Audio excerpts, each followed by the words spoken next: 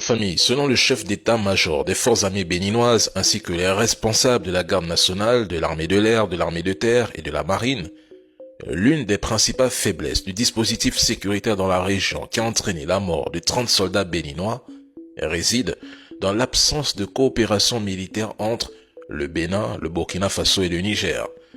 Certains médias rapportent qu'en décembre 2024, le chef d'état-major béninois avait proposé une rencontre à son homologue nigérien, mais ce dernier n'a, jusqu'à présent, et nous le savons pourquoi, donné aucune réponse. Et pendant ce temps, les groupes terreau exploitent les frontières poreuses entre ces pays.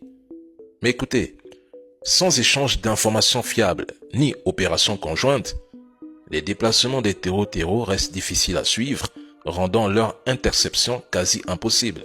Et c'est quoi le résultat? Eh bien, ces frontières non sécurisées deviennent des couloirs de transit pour les armes, les combattants et même les ressources nécessaires aux attaques. Il est évident que sans coopération, les efforts d'un seul pays comme le Bénin sont réduits à néant.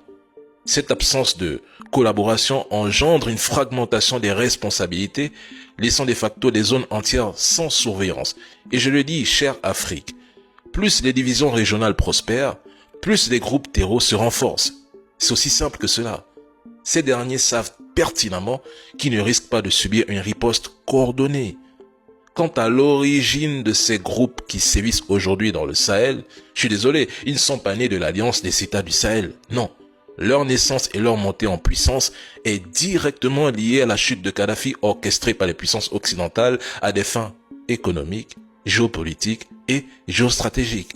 Ces mêmes puissances que, malheureusement, certains défendent encore aujourd'hui.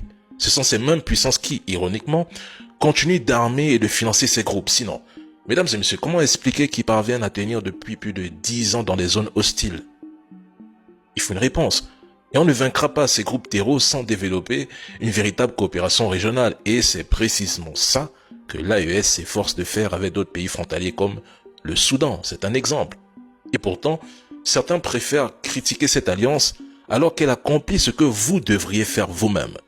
Mais voilà, au lieu de favoriser l'unité, ce sont vos pseudo-influenceurs sur la toile qui appellent à la division au détriment des peuples pendant que les groupes terreau, eux, avancent. De toute façon, paix aux âmes de ces soldats béninois tombés sur le champ de bataille et pleine conscience aux dirigeants béninois.